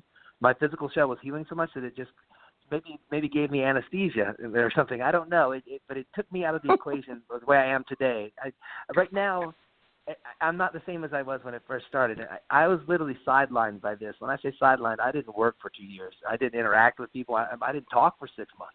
I mean, there was a lot going on there, and I know some of you guys can relate. And it's interesting. I see these folks on YouTube like Teal Swan and these wannabe new agey people, and they're saying, "Oh, we activated our Kundalini at a conference over 2 days, and now my life is different." And I keep thinking to myself, that doesn't really jive with my experience. You know what I mean? But it's whatever. I mean, people say all these things about the Kundalini, but really, I think it's one of those things where a lot of these folks don't know what they're asking for. They don't know the amount of physical work that's coming. They don't know the amount of psychological distress that's coming. They have no understanding of what's really coming when they say that. But it's one of those things where I didn't ask for it either, Chris. I mean, I really, at least in my memory of this lifetime, I was not interested in any of these things. It came on me, and I came on it. At that point, it became me. But I wasn't seeking this. And I think that's a different part of my story, is that I didn't have any interest in anything metaphysical or spiritual until this started happening. You know, the medicine's dead in my senses to anything like that. I was on the psychotropic medicines for almost 15 years, and they really deadened any type of spiritual interest I would have had. And I think that's a big problem in our society, where people are on so many psychotropic drugs today, and a lot of people are in spiritual emergencies, and we just put them on drugs, and bad things happen. And maybe people would be fine if we would just have a context for understanding how Kundalini can advance through the system and how it can come to fruition in the human body. If the Western society had some context of that, a lot of people who are suffering and being given medicines right now could be really treated more in a humane way and given the opportunity to blossom and to become who they want to be. There's just not much information. But then I started thinking, Chrism, this is a question for you. Is that part of the fucking challenge? I mean, is that part of the challenge that the information's not out there? I mean, is it supposed to be hard? That type of thing. Well, first of all, I have to say, ladies and gentlemen, if you have small children present or teenagers, or you yourself are sensitive to specific levels of verbiage, this show is rated R. It's restricted, and you must be accompanied by your parent if you are 17 years old or younger. This is true. What's the question? I apologize for my gratuitous use of profanity there. Sometimes that just slips out. And I'm more comfortable with profanity now more than ever. Listen. I think it's funny. Everybody knows all the best movies are R-rated, so don't worry. No worries. No adult wants to go to a G-rated film unless they got kids. And I make no claims to be a spiritual person. I mean, it's one of those things where I curse, and I think I'm on a spiritual path of some sort. But I'm if there's a school of hard knocks of spirituality, that's where I am. For real. No, it's all good. It's all good. It's all good, Michael. No worries. Okay, what's the question again? The question is, hey, Chrism, the question is this. I mean, there's no context in our society for understanding Kundalini awakening within the human system. Really, no one knows about this. You can go to MDs, you can go to doctors about any type of holistic care, and almost no one in our society knows about this. Is that part of the challenge for us? Is that it was more of a challenge for you when it started because the internet didn't exist. But is that part of the Kundalini equation, that it's supposed to be difficult and there's supposed to be limited information? You're supposed to have to go inward instead of looking to external sources. I mean, it hits me to ask you, is that part of the Kundalini challenge that it presents? Well, obviously it is, because that's exactly how it is for most of us. You learn to shut your mouth about it. It teaches you not to brag. It teaches you not to try to tell you that, I was working at an MD's office, and I was having some Kundalini phenomena, and, I kind of sideways mentioned, well, if you got a patient that comes in and starts, exhibiting this or that, what do you do? And the PA, the physician's assistant at the time who I was talking with, he just says, oh, well, those people are do-do-do-do-do-do-do. So you just know not to talk to them. You just know not to spill your guts to the medical community. Now, because I was working in the medical community, I learned firsthand that no matter how bad things get, it's going to be worse inside of a psych ward, like 5 or 6 times worse. And so it's once again, it's learning through contrast. The contrast teaching here being those who have it and those who don't. Most people don't have it. Some of us do have it. And how do we organize ourselves within that understanding? And I'm going to go to another question here. Yes, I agree with you. It is about a contrast teaching, and she does put us here purposefully for that teaching. And it is hard within this society for people to come into that level of clarity. And I'm going to jump on over here to this questioner here. Area code 347466. Hi, you're on the air with Chrism. How may I help you? Hey, Chrism, how's it going? Hi, who's this? This is Dan Gleasack. I'm calling from Bergen, New Jersey. Hi, Dan. How are you? I'm okay. How can I help you today, sir? Well, I just wanted to know your favorite strain of marijuana is. Oh, this is one of those calls. Okay, thanks. My favorite strain of marijuana. None. It's no strain. It's the strain. It's the strain that you turn into rope. Yeah, the hemp strain, right? George Washington grew hemp, Chrism. He was a big grower of hemp. I mean, we make ropes out of hemp. I mean, I just like, don't get me wrong. I've tried marijuana. I've tried it. I even inhaled it once or twice, and it wasn't. I didn't feel like it was damaging at all. my Kundalini didn't come to me in a vision and say, "Oh my God, you smoked that! What on earth were you doing?" She didn't do that. I mean, it goes back to your question, Mike. Is that here we are in this drug-infested, sexually infested society, and how do we matriculate Kundalini into that society? And sometimes, people need to do ayahuasca to get a better view of what's going on within. Sometimes they need to smoke pot. Sometimes they need to do some of these other things. Alcohol, I don't see a lot of use for alcohol because of the entity element with it. But some people have to do alcohol. You kind of do what's available in your country to do, what the laws and what the statutes say you can do inside that country. In the Roman civilization, you can pretty much do anything you wanted. You can, but in the United States, you can't do anything that you want. Now, there are things that you can do that can get you there. You can, there are certain plants and seeds and leaves and stems that grow indigenously here in the United States that you can use for that interior view.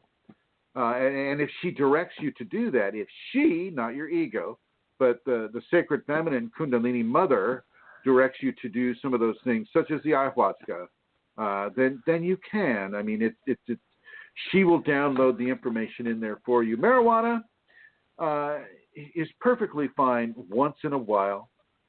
Nicotine, if it's from natural tobacco, is fine once in a while. To answer the gentleman's question, my favorite strain. My favorite strain. Northern Lights is the only thing that comes to mind, Chris. Remember Northern Lights? You hear about that? No. Skunk? What else comes to mind? That's a popular one you hear about, Northern Lights, for some reason. That I never had money to buy it, so I had to I grew it, so I guess the favorite strain would be the Chrism strain. Well, yeah. So the Chrism the Chrism strain. But yeah, that question's kind of a joke. What's your favorite strain of marijuana? So whatever. And it looks like Mohan has a question here, so I'm going to bring Mohan back on. Yes, sir. Cool. Yes, sir, Mr. Mohan. Nanda. Hello, Master. Yes, so sir. I heard Michael saying about having black spots in his vision. Is that right, Michael? Yeah. Yes. He has a perpetual. He has a perpetual wormhole in his vision.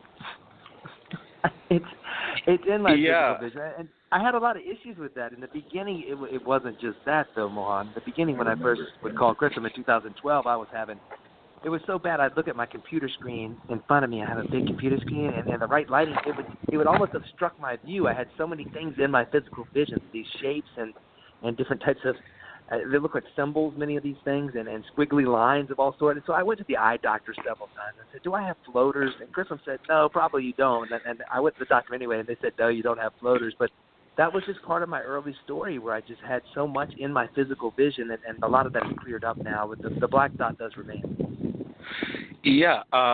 From my childhood, I had one dark spot in my vision, but in the last 3-4 months, the number of dark spots have increased like 3 or 4, and it makes me crazy. Like if I'm looking at something, I can't see it properly, and I don't want to go to the doctor. Yeah. Well, I don't know if that's a bad idea. I mean, you might want to get it checked out. And the eye doctor's pretty cheap, really. I paid like $40 or $50 to do a little examination on me, and I let him dilate my eyes and those things. But I wanted to make sure I didn't have floaters. But once he said he didn't see anything like that, and of course, when I described my symptoms, Mohan, they told me I had a detached retina. So they'll tell you right away that the sky is falling, but it was none of those things. And so I felt better after I went, just to make sure it wasn't physiological, and an eye exam is not very invasive. But it's one of those deals where, I had a lot of those type things happen. And I would call Chrism and say, Chrism, what the hell is going on? And Chrism would tell me things back then that would piss me off, so it'd make me angry. And I would think, He told me one time to put them on a rose and make the rose go away. And I'm like, what the hell is he talking about? But he was trying to tell me things that would help, but I wanted him to fix it, and I didn't want to do the work. And the work to fix it, with me going in and fixing issues with my own fears and other things that I didn't want to face. And when I first met Chrism, I wanted him to be the father. I wanted him to be the daddy and to fix everything for me and make it good. And I had to get through that stage, and I used to get angry with Chrism and yell and scream, and he kicked me out of the group, and a lot of things happened like that because I was being like a demanding baby to him. You remember that? It's true. I do remember that. I remember my Kundalini telling me that I was not allowed to tell him what it was. Okay. And I kept asking him the same question, and he wouldn't tell me. I was so angry. But it's weird. I look back now and think, I spent like days just cursing Chrism's name and being so angry with him. But that was the Kundalini. It was something that was happening that needed to happen in my body and in my mind to move something through. It served a process. Even when I was angry with Chrism early on, it served a process to move the Kundalini through my system. I mean, there's something to it, Chrism. You must admit. Oh, absolutely. Absolutely. And Mohan. And you don't want to be the scapegoat, and you don't want to be the target, but sometimes when you are the target, it helps people, doesn't it? In some weird way. Yes. It was. We had a coast-to-coast separation, I felt. Mohan, describe your symptom again, my friend. So, from my childhood, what I had was one small little dark spot in my right side of my vision, and I can see it only if I close my left eye. I can see that dot moving from wherever I'm looking. And since last 3-4 months, those dark spots have increased, and I see something like microorganisms, like small white ones, the things which we see when we rub our eyes hard. Those things, they always stay in my vision. Oh. I'm afraid we're going to have those eyes removed and sacrificed. We're going to have to sacrifice them for science, so that we can splice them and look at them. It's okay. You can get a new pair at Walmart. I think they're on sale. So. No, Mohan, that's perfectly normal. Now, any ophthalmologist or optometrist go, oh, those are floaters. Those are just floaters. Those are pieces of dust that got into your lens of your eye. They're floating around. If you lived in Africa, I'd be looking at eye worms. They have worms that go into your eye, and you can literally see them moving around in your eye, and you can see them actually with the plain eye. You can look in the mirror and go, oh yeah, there's that worm, and they can occlude the vision. And they move. They move on their own. It's not Kundalini, is what I'm saying. But for you, Mohan, because you have the Kundalini, and your grace is very easy to feel. There's Kundalini signatures to those little spots, and the fact that you're collecting those little spots should also tell you that this is more of a Kundalini type of significance than your rational mind is going to want to accept. From my rational I'll tell you mind, more. I stopped asking questions. I'll tell you more Master. about it this weekend when I see you. I'll tell you a lot more about that.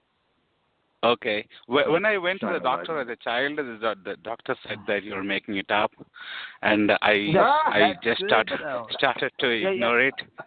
Well, that's a good sign that he didn't see anything, Mohan, because it was the same with me. The ophthalmologist said, we're not seeing anything. This is in your head. And that's when I said, no, it's not. You're not seeing anything. You don't know what you're looking for. But it gave me a little relief that I knew my retina wasn't detached or something like that. Yeah. Your eyes are invaluable. Yeah. From the past year or so, I just whatever happens to me, from my rational mind, I stopped asking questions why. Because if something is happening to me, it must be happening for some reason. That's how I'm telling myself, and I'm just ignoring these things. Well, there's definitely a good reason for what's happening with your eyes right now. So, really, really, really understand that everything is going well. Nothing is going wrong. Okay. And talking about the drunk. Darkness Sorry? does not always mean evil, and light does not always mean good. That's true, because we used to teach about the seed. Remember you said the seed starts out as a black spot or a dark spot, and the seed can grow into something green? Exactly. Yeah. Now, Mohan, you had a comment to make about being drunk as well? Yes, as Indra was mentioning, so sometimes suddenly when I'm walking somewhere, I get so drunken out of nowhere. Like I'll be like moving around like a drunkard guy, and I was like, "What's happening?" And it stops after a few minutes. And hunting pythons. Hunting pythons. That's what we're going to call that. Yeah, that's okay. I mean, often when people reach that stage of the Kundalini in India, this is where they remove their clothing and they just begin to live in the jungle as a sadhu, right? This is when they become very, very primal, and the word I'm going to use is eschew. They eschew society, which means they just take themselves completely out of society and move to Ireland. And kidding.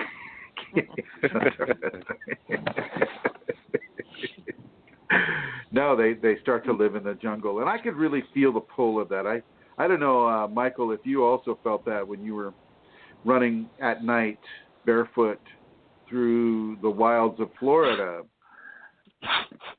Yes, I really absolutely. felt the compulsion to be natural in the world and to just stay with that, I felt that, guys, very much so. And like what Indra was saying earlier about going shopping, things like that were such an intrusion when I was going through the drunkenness, because it was like absolute in loveness, I think, and it was primal and it was pure. And I remember shopping in a shopping centre and wanting to hug everybody, and I had this smile on my face and I felt dizzy. It was just amazing. And I remember one time being so overcome with just not being there really in my body either, and having to run into the bathroom and just, laugh and kind of go into devotion. And it was really like being drunk. And it was pure happiness and bliss. And it's amazing to me when I look back on that. It's like so strange. It's interesting. And it's like what Mike... It's interesting that you have the reference points for being drunk. I'm not the only one now, No, you're not. But no, much better than being drunk, actually, because no hangover, guys. But yeah, but it's amazing, isn't it? That and it is primal, and I would have given anything not to have to stay in the doing the shopping and doing all those tedious things. And I love being naked in nature and all of that, Yeah. And you were on the island of Corfu when this first hit you, right? Oh, I was, yeah, but this was after Corfu now. I'm talking about. Oh, yeah. The island of Corfu, and I don't remember. I was there for over a week, and a couple of weeks after that, my feet didn't hit the ground. I was very, I was in bliss, and it's only afterwards people told me. My sister, who was on holiday with me, told me I wasn't me at all. I was very, very different, and actually, she would have said like I was screwed all the time. Yeah, I think that island had a lot more to do karmically with you and your Kundalini too. Corfu. There's a certain tribe of a Grecian tribe that I can't think of the name that was on Corfu at the time, and I think that had something to do with it too. But anyway, wow, okay. We've got 20 minutes left for questions. I'm going to put everybody through here. Oh, my goodness. Any questions on the chat room, Chrism? Can you go have a look just while I'm... Let's see. We have, if Chrism isn't real, then what is he? Let's see. That would be from me. I was just kidding. Sound is good. What are the chances, especially in the South, for me to run across... Oh, that's Michael. Oh, my God. No, we're good. We're clear. We're clean. Okay. Well, first question, these are not from the group, is, do children see auras? Can we see auras? Children. Do children see them? Oh, sure. Sure, absolutely. Over. Okay. Next question. Are people with negativity attracted towards Kundalini people? Kundalini activated Sometimes. or awake? Sometimes. It's like Michael was telling us, you go through a lot of mood swings, and some of those mood swings point you in the direction of negativity. And Michael and Mohan, your microphones are hot. So just so you know, you're on the radio. I am. Indeed. And so, you could be negative and have Kundalini for a while. Sure. Especially if you're not being accepted by it, if your family's like kicking you out, if your church is ostracizing you, or what do they call that when they kick you out of their church, like the Amish? Excommunicate. They excommunicate, right? They can't accept anything from your hand anymore. You can't live with them. You can't eat with them. You can't see them. That can make a person very negative. A person that has the Kundalini and then tries to put out the Kundalini fire with alcohol, that can make them very negative. If a person is having the Kundalini and is becoming infested with negative entities that are feeding them a lot of negative inner dialogue, that can make you very negative. So absolutely, you can have negativity and be Kundalini. Yes, over. Okay, but I think the question is asking as well, are people with negativity that aren't Kundalini people attracted towards Kundalini people? So negative people, are they pulled into the sphere of Kundalini? Sometimes, yeah. Like these are called petty tyrants. Sometimes the Kundalini wants to train the person that has the Kundalini by putting them in close proximity, with people that are tyrannical, or like sometimes as a teacher, I can be very, very tyrannical with some of the people. And it's because I feel like being tyrannical that day. It's that there's a level of teaching within tyranny that really nourishes tolerance. There's a level of teaching within tyranny that really engenders anger management. There's a level of teaching within tyranny that supports forgiveness, and especially unconditional forgiveness. And you can be unconditionally forgiving without being a doormat, And so there are these teachings within these qualities that Kundalini will attract to the Kundalini awakening person. This happened to me quite often. I was given managers or bosses or close friends that were very, very tyrannical. I mean, to the extreme. I mean, people that are should be on medication. It's just screaming at you. Just, you're just like, oh my God, I'm just going to leave the room now and hide in the bathroom. And so once you know that Kundalini is bringing these people to you, you can begin to make different choices and have different understandings about what is actually occurring and why. And so, these people can be attracted to the Kundalini, or the Kundalini can attract them to the awakening individual. Over. Thanks, Chrism. So the idea is that you're trained then to respond in a way that you wouldn't have done before Kundalini. Is it that you're somebody is being cruel? Or, yeah. And once you have that understanding, that's not the right word, but the Kundalini expects us to behave differently, to put into practice different responses.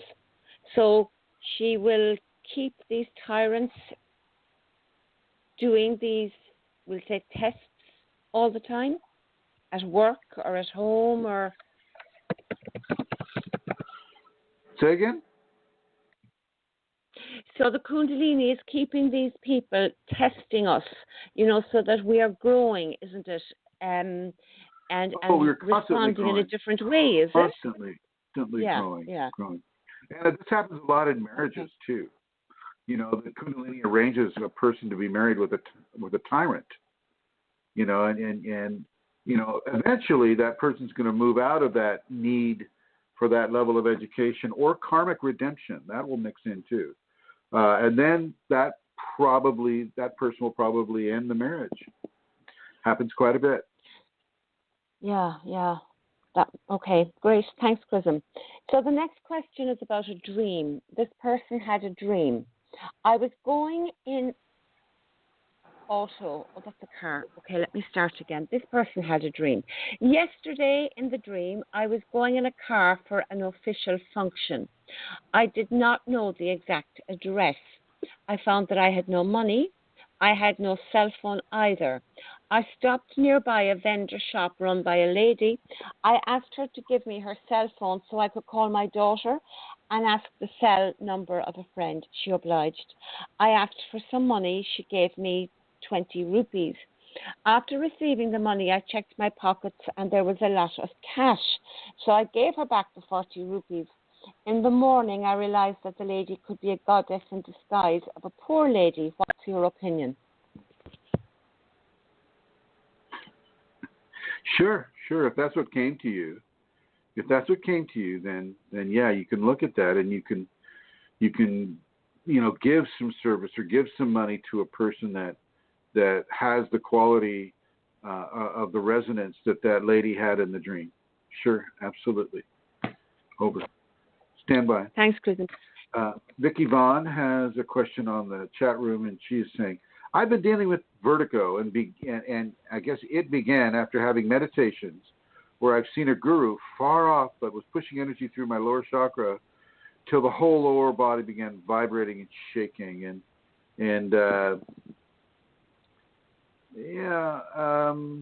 That could be actually Kundalini's response to seeing a guru far off in the distance, because she's basically telling you that you don't need that. Here, let me shake you up a little bit.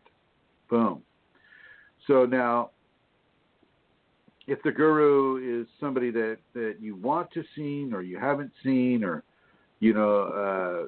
kind of look at it and see what it's saying to you.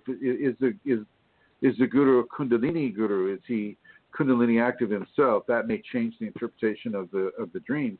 But for the most part, you were doing well by just pushing the energy through the lower chakra. And I would add that you might want to say, I give myself to you, my Kundalini, as you do that.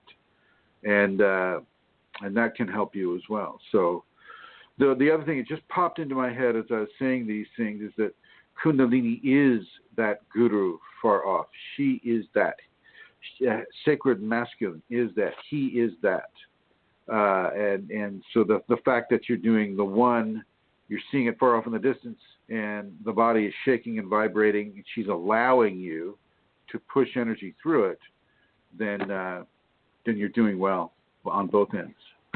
Over. Go ahead, Amelia. Can my relative's karma have an effect on my karma?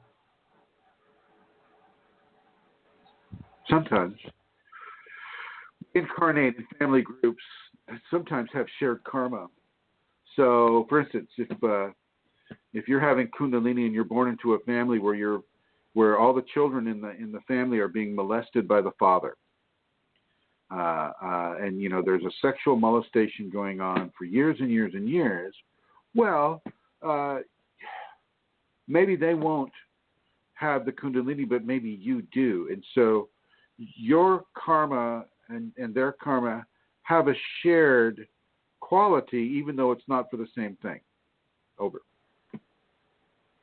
Thanks, Chrism. This is from the group. Practicing Kundalini can adversely affect other members in a house. Is this so? Do they get Yes. negative energies or entities too? Yeah. Entities can affect other people. I mean, that's just the bottom line. It's like when you go into a pub and you partake constantly or a lot of alcohol, and you attract certain kinds of entities into your system. When you come home, if you have poor anger management or you have poor emotional control, you can literally beat your wife or beat your kids because you have entity entanglement guiding you to do that. So definitely the entities can indirectly affect you in that way, but they can also directly affect you. And entities can come into your place and they can just start stealing shit. Pardon my French or Swahili. They can take your keys, hide your keys. Well, if you have to do something that day at that time and you can't find your keys because the entity has taken your keys or hidden your keys, well, what you have done through another interaction with other people has been stymied for that amount of time. Of course, that amount of time could have been, saving you from a serious accident, that type of thing too. So there's a quasi legitimacy to it. If you have Kundalini and you're living in a shared roommate environment, and those people have lots of fears, and like most people do, and your Kundalini attracting Kundalini entities can play off of their fears, can amplify their fears, but the entities are there mostly for you, not for other people. That's why you can stand next to somebody with entities in the grocery store and they're not going to really bother you because they're not there for you. They're there for that person, that one person. In many cases, Kundalini entities are very specific in who they are allowed to interact with. Over. Thanks, Chrism. I remember just in response to that, years ago at the beginning, I was in a mall and it was one of these experiences where I became so aware of entities that were around the place and they followed me out into the car. And I remember getting home, I was actually petrified. I was really afraid that they were going to, John wasn't Kundalini active and my kids, and that they could come in and just, jump into them, I suppose. And I remember writing to you at the time and asking you, and you said the biggest risk there was my fear, because I was so fearful that I was creating the potential for them to cause more trouble than they could if I wasn't fearful. And so fear is huge, isn't it? That we don't feed them with that. Yes, is this true? That's absolutely true. Absolutely true. And I remember as well the last time, that I had the entity experience relatively recently. I knew that those entities, my Kundalini gave me to know those entities were just for me. I knew that they weren't going to affect my family. And I knew that, or other people, until I was going to meet a bunch of Kundalini people in Ireland, and we had arranged to meet them. And then I was given to know through you, Chrism, and through my own Kundalini, that there was that potential that entities could have affected those people. But that was the only time. That's the same time with that seminar, the first seminar we did in Ireland, where that guy came in and I allowed him in, my big mistake, my karma. And, so festooned with entities that they were totally taking him over, and he was doing weird things in the room where everybody was and drawing focus, and people became really focused, and the entities were just really collecting on these other people there. And they can jump.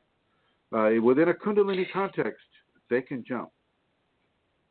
And yet I wasn't affected, so it wasn't my time, Chrism, for that interaction. You weren't affected, and other people weren't affected either, but other people were. There was about maybe a little less than a quarter of the people there were affected, and there was like 27 people there or something.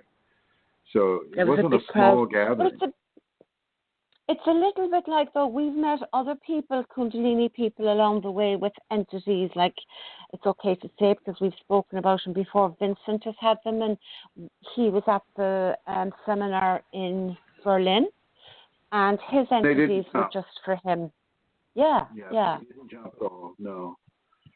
And then, and then we were also, at the seminar in Minnesota, where these two women came in, and one woman had just lost her husband, and the other woman had just come out of the psych ward, and their entities didn't spread to anybody there either.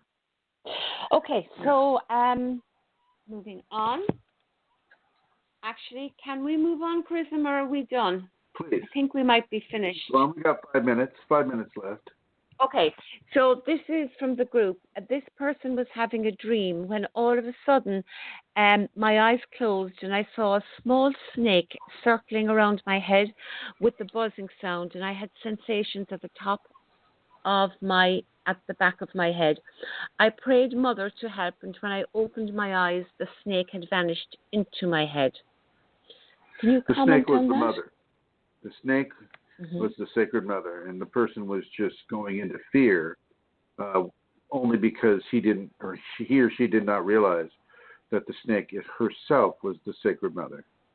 And it's also outlining the beginning of the halo.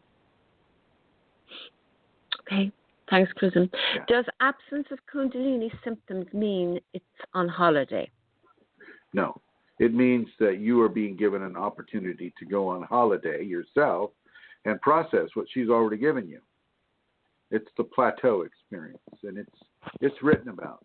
You get time off from all the sensations and the symptoms, and you feel kind of just normal, and you're given that time to process what you've already been given. Over.